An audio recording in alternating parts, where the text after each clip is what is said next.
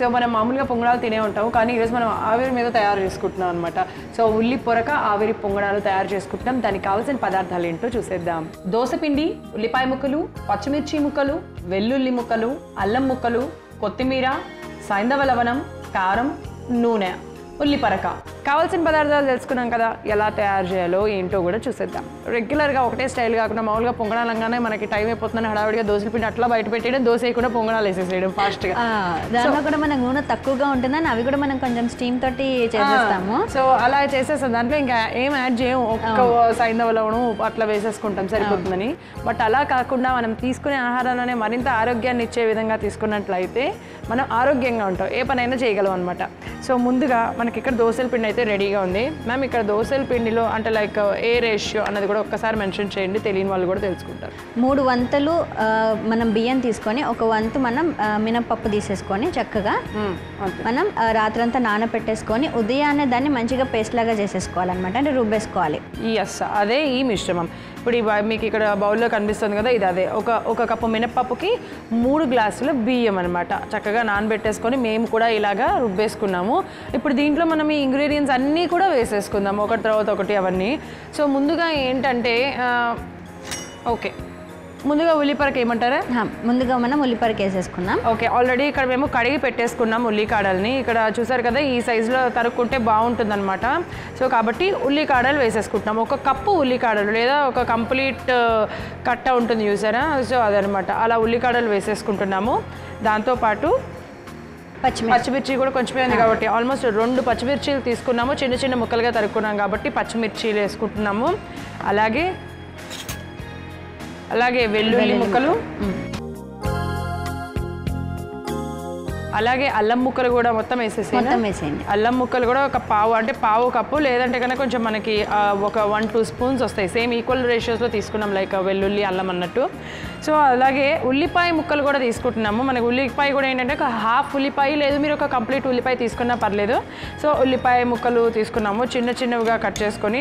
అంతేకాకుండా కొత్తిమీర కూడా ఇప్పుడే వేసేయమంటారు. సో కొత్తిమీర కూడా ఏంటంటే మనకి జస్ట్ కొద్దిగా కొత్తిమీర బాగుంటుంది టేస్ట్ కోసం, అలాగే మంచి ఫ్లేవర్ కూడా వస్తుంది కాబట్టి కొంచెం కొత్తిమీరని కూడా కడిగి పెట్టుకొని తీసుకోవడం జరిగింది.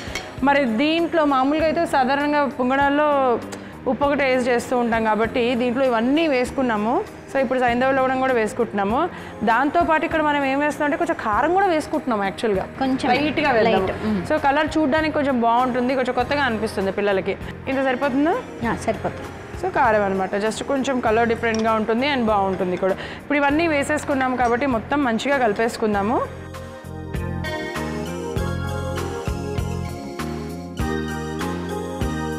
సో ఇక్కడ చూసారు కదా, ఇవన్నీ వేసుకొని మంచిగా మిక్స్ అయ్యేలాగా కలిపేసుకున్నాము. అండ్ కారం వేసాం కదా, లైట్గా కలర్ కూడా మనకి కొంచెం చేంజ్ అయింది. ఇదంతా రెడీగా ఉంది కాబట్టి ఇప్పుడు మనము ఇడ్లీ పాత్రలో వేసుకుంటున్నాము. అంటే మనము ఆవిరి పైన దీన్ని ఉడికించుకుందాం అనుకున్నాం కదా, అందుకే ఇడ్లీ పాత్ర వాడుతున్నాం. సో ఇలా డిఫరెంట్గా తయారు చేస్తాను అనమాట ఆవిరి పైన, మరింత ఆరోగ్యాన్ని ఇచ్చే విధంగా. అయితే ఇడ్లీ పాత్ర తెచ్చుకుందాం. Okay, so stove వెలిగించేస్తున్నాను.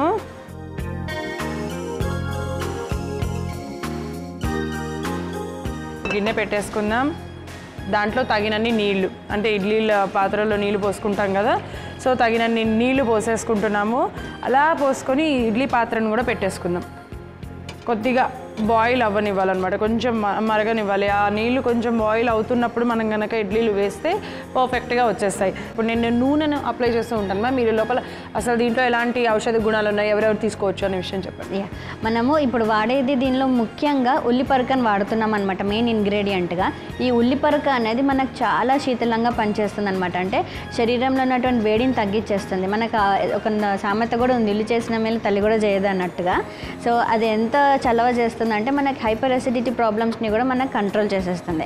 మన ఆయుర్వేద శాస్త్రంలో కూడా ఇది కఫపిత్త శామకంగా పనిచేస్తుందని మనకి చెప్పారు. ఇంకా కూడా మనకి ముఖ్యంగా ఇది మనకి మూత్రంలో వచ్చేటువంటి వేడి అలానే రక్తం పడడం కూడా తగ్గిస్తుంది, అందుకనే కఫపిత్త శామకంగా ఉందని చెప్పారనమాట.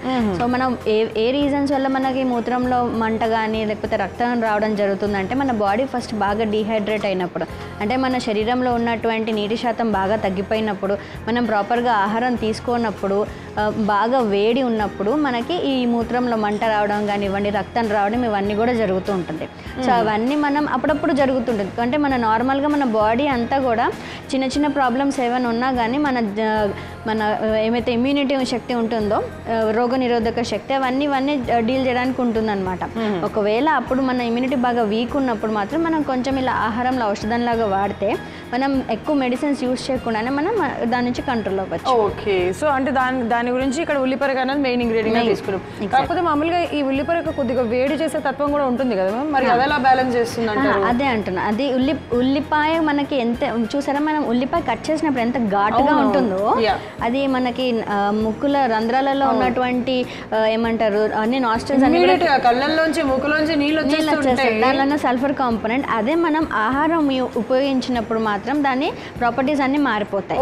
అలానే మనం తీసుకున్నప్పుడు జీర్ణమైనప్పుడు కూడా దాని ప్రాపర్టీస్ మారుతాయి, అందుకనే చలవ చేస్తుంది అంటారు. సో ఆయుర్వేదం యొక్క ముఖ్య ఉద్దేశం కూడా అదే అనమాట. ఏంటంటే మనకి తీసుకున్నప్పుడు ఏదైతే టేస్ట్ ఉంటుందో సేమ్ ప్రాపర్టీస్ మనకు డైజెషన్ అయిన తర్వాత కూడా ఉండదు అనమాట. ఫర్ ఎగ్జాంపుల్ కొన్ని తీయగా ఉంటాయి తినడానికి, కానీ అవి మనకు జీర్ణమైనప్పుడు మాత్రం కఫాన్ని భేదించినట్టుగా ఉంటుంది అనమాట. సో అలా కొంచెం డిఫరెంట్ ప్రాపర్టీస్ ఉంటాయి అనమాట. అందుకని ఆయుర్వేద ఆహారం ఎందుకు తీసుకోవాలన్నారంటే నోటికి రుచికరంగా ఉంటుంది, అలానే జీర్ణాశయ శక్తిగా అంటే ఏ ప్రాపర్టీ ఎక్కడ వర్క్ చేయాలో అలా వర్క్ చేస్తుంది. సో మరి నీళ్ళు వేడైపోయినాయి, వేసేసైనా వేసేయండి. పిండి వేస్తున్నా.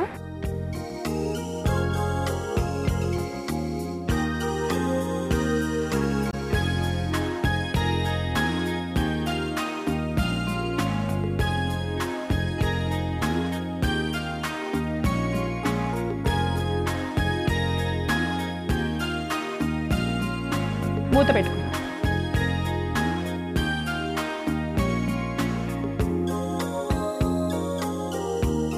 సో మరి ఆవిరి పొంగనాలు ఉడికేంత వరకు వెయిట్ చేద్దాం. సో మరి ఆవిరి పొంగనాలు అయ్యేంత వరకు వెయిట్ చేద్దామని అన్నాను కదా, చూద్దాం మరి అయ్యాయో లేదో.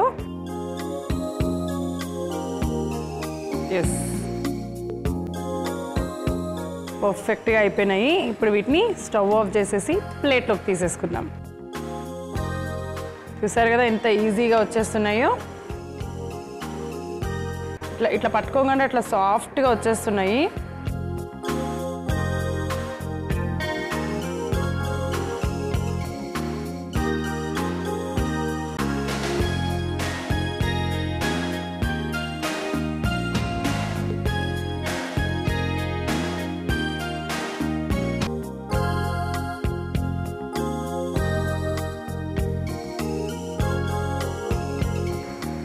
మనకి కొంచెం వెరైటీగా ఇడ్లీ లాగా కూడా అనిపిస్తున్నాయి, కానీ మనం ఆవిరితో చేసాం కాబట్టి వీటిని ఆవిరి పొంగనాలు అని అంటున్నాము. ఓకే, సో మనకి మూత్రంలో వచ్చేటువంటి రక్తాన్ని అరికట్టడానికి, అలానే మోషన్లో వచ్చేటువంటి రక్తాన్ని అరికట్టడానికి ఇది ఎంతో ఉపయుక్తంగా ఉంటుంది. అలానే మనకు ఆధునిక శాస్త్ర ప్రకారంగా కూడా ఇది విటమిన్ సి అధికంగా ఉంటుంది, కాబట్టి మనకి రోగనిరోధక శక్తిని కూడా పెంపొందించుతుంది. సో ఇన్ని ఉపయోగాలు ఉన్నటువంటి ఈ ఉల్లిపరక ఆవిరి పొంగనాలు రెడీగా ఉన్నాయి. ఉల్లిపరక ఆవిరి పొంగనాలు తయారు చేసుకోవడానికి కావాల్సిన పదార్థాలు: దోసపిండి, ఉల్లిపాయ ముక్కలు, పచ్చిమిర్చి ముక్కలు, వెల్లుల్లి ముక్కలు, అల్లం ముక్కలు, కొత్తిమీర, సైంధవ లవణం, కారం, నూనె. ఉల్లిపరక ఆవిరి పొంగనాలు తయారు చేసుకునే విధానం: ముందుగా ఒక గిన్నెలో దోసల పిండి వేసుకొని అందులో 1 కప్పు ఉల్లికాడలు, పచ్చిమిర్చి ముక్కలు, 2 చెంచా వెల్లుల్లి ముక్కలు, 2 చెంచా అల్లం ముక్కలు, 1/2 కప్పు ఉల్లిపాయ ముక్కలు, కొత్తిమీర, రుచికి సరిపడా సైంధవ లవణం, కారం వేసి బాగా మిక్స్ చేసుకోవాలి. ఇప్పుడు స్టవ్ వెలిగించి ఇడ్లీ పాత్ర పెట్టి నీళ్లు పోసి వేడి చేసుకోవాలి. నీళ్లు వేడయ్యాక ఇడ్లీ ప్లేటు పెట్టి నూనె రాసుకొని కలుపుకున్న పిండిని పొంగనాల్లాగా వేసుకొని మూత పెట్టుకొని ఉడికించుకోవాలి. పొంగనాలు ఉడికాక స్టవ్ ఆఫ్ చేసి సర్వింగ్ ప్లేట్లోకి తీసుకుంటే శరీరానికి విటమిన్ సిని అందించి రోగ నిరోధక శక్తిని పెంచే ఉల్లిపరక ఆవిరి పొంగనాలు రెడీ.